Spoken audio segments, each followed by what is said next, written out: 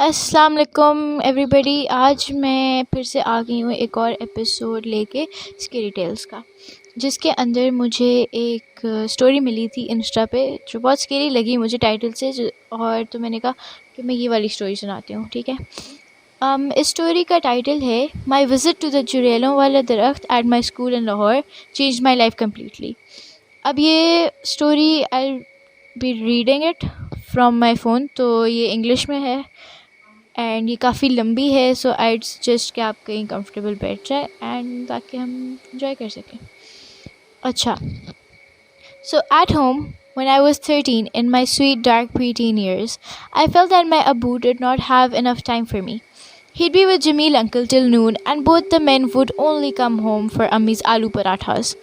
Then Abu would go back to his study and start writing research papers, accompanied by Jamil uncle, of course. At convent, I was the tall girl with huge spectacles whom no one wanted to sit next to because Meher from 7th grade had told everyone that I talked to thin air and sometimes ran out of corridors because I'd see something following me. And that too became friends with me. One would have to be friends with the jinns that sat upon my head. I know that she was inspired by Courage the Cowardly Dog's episode of Muriel carrying a cloud of demons with her because I had seen the episode too, but of course I remained quiet. Abu had told me to during the during that mid-year, two things happened. I got tiny pimples all over my face and I finally made a friend, Maham. She wasn't tall but more corpulent, and she didn't have pimples but these huge retainer type braces that she couldn't take off. No one talked to her either. You know how when you're 13 friendships work differently? So after a week, Maham and I were each other's best friends. We made friendship bracelets from the bead set that Nano had gotten for me from abroad, and she wrote Aisha Rocks on my red backpack in the same design that Meher Yawar and her gang had on their backpacks. Honestly, I was the happiest girl alive. I no longer had to sit alone during break time. Maham would take me to the huge tree behind the basketball court where no one dared to go. I would proudly be seen walking out of there when recess ended because I no longer felt like the timid girl who couldn't speak. Behind the basketball court of my school was a gigantic tree, just like normal trees, of course. But the seniors had told us that वहाँ से शाम को चुड़ैलें लटकती हैं, and so it had become famous as the चुड़ैलों वाला दरख्त. If the ball went up there, no peon dared to go there, and we would end up getting a new ball from the storeroom. I had also heard that to be in Meher Yawar's It gang, you had to take 7 runs at that tree. Maham told me that it was a lie and none of my classmates had ever dared cross the tree. Those 3 weeks were the most exciting weeks of my junior section life. I had a friend, colorful bracelets up my sleeve, a girl to discuss X-Men's episode with, and the whole junior section thought that I was very brave. I had started answering the teachers during lectures, and Mrs. Rebecca even gave me a gold star in biology. Abu got me a new Bratz pencil case because of that, which came with a bag. But I kept using the ones that said that had scribbled Q. Yeah, I'm sorry.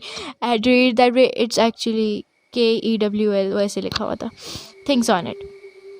One day before our final exams in May, I got called to the sister's office. In the convent of Jesus and Mary, we have sisters, if you must know. Upon my arrival, I realized that Abu had been called for a meeting. I asked him what he was wrong. When he came out of the room, and just smiled, I figured instantly that I had failed maths.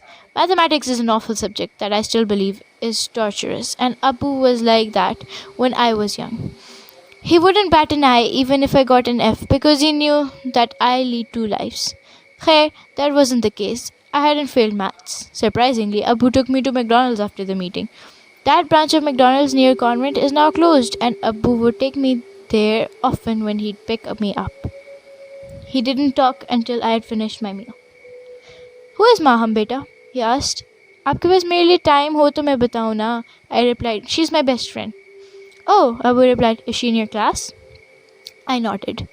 No one in junior school ever ordered a Happy Meal, but Maham had made me feel like myself again, so I ordered it, and as Abu scooped his sundae, I played with my Hello Kitty toy. Beta, Abu said, where did you first meet Maham? At school, of course, Abu, I said. And then for a moment, I thought that in case I had messed up, Abu would, of course, support me and Maham would be given the blame. But I suddenly added, whatever I got in trouble for, Abu, it's not Maham's fault. Abu remained silent on the ride back home. Before I went to school the next day, he handed me a purple necklace. It was a rather ugly necklace for a 2009 teenager, but since Abu had glued a broken Barbie button with it, I decided to wear it. I had been breaking so many norms already. At school, the first few periods were drastically tedious because Maham wasn't there. During break, after buying lunch, I went to our spot because I had nowhere to go. Unexpectedly, from behind the bushes appeared Maham. She wasn't dressed in white and red shalwar kameez uniform. I ran to hug her, but she pushed me away. What's wrong? I asked, startled. Where were you in the first half? She answered me with silence. What's with everyone being quiet? I yelled. Can't you just tell me what happened back at sister's office? No reply. I picked up my half eaten kebab and headed out of the basketball court, tears streaming down my acne prone face. With watery eyes and poor eyesight, I barely made it to the aerobics room. Poor girl, a familiar voice said.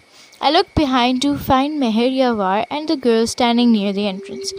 Did Satan cast you away from hell? She joked, and one by one all the girls laughed.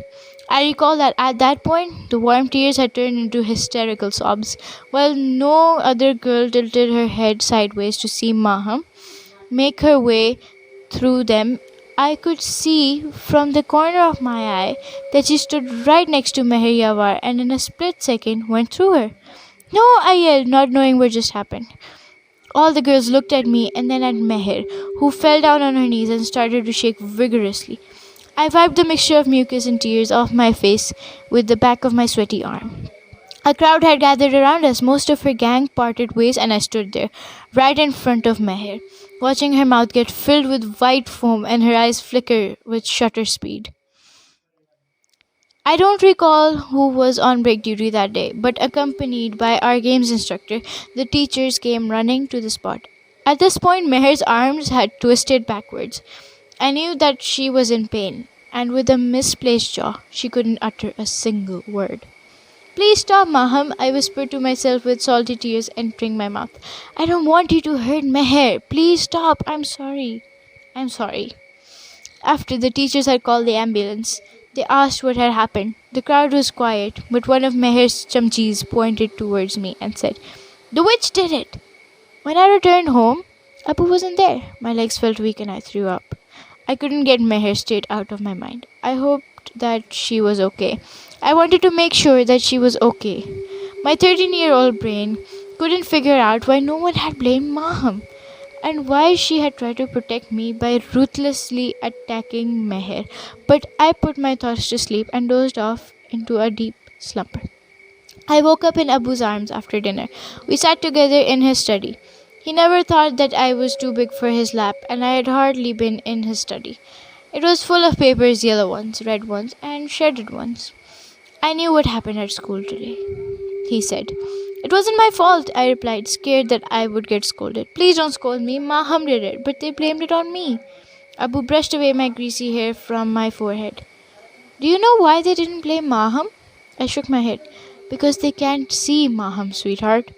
I got to know that all this time I had just made friends with a Silla, a type of jinn.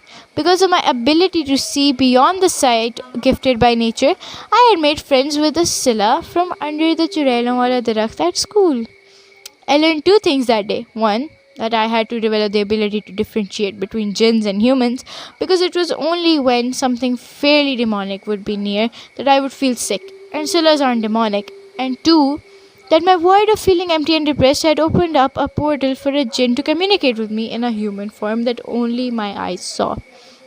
That day, sister had told Abu that not only did I talk to myself, but I also had an imaginary friend named Maham, whom I spoke to the teachers about when she'd be late to class. The pendant that Abu had given was to protect me from seeing things that I wasn't ready to see, and that is why I had only seen Maham under the Churailamwala Darakht that day. Even though I was 20 when I had my first supernatural experience with the Faruqi couple, Abu reminded me that It had indeed been my second because he had made me forget about Maham. Meher did come back to school with a headscarf that she'd take off before getting out of the car, and she never bothered me again. I occasionally did see Maham, but only in shadows, and in the form of a wandering cat at school. I still wear that necklace even though I've made it too much. I've made it to be much better looking, and have replaced the Barbie button with an emerald stone. Okay, so that was the story, and I hope you guys have enjoyed that. It was kind of creepy, and especially the part where she tells that, oh, I was friend with the Scylla. Yeah, I just found a Scylla, and I was like, oh my god, mom, hi. And then turns out she was not a human, she was a Scylla. Wow, that is just amazing. Okay, that was really scary, and I think I might get goosebumps, but it was worth it. Allah Hafiz.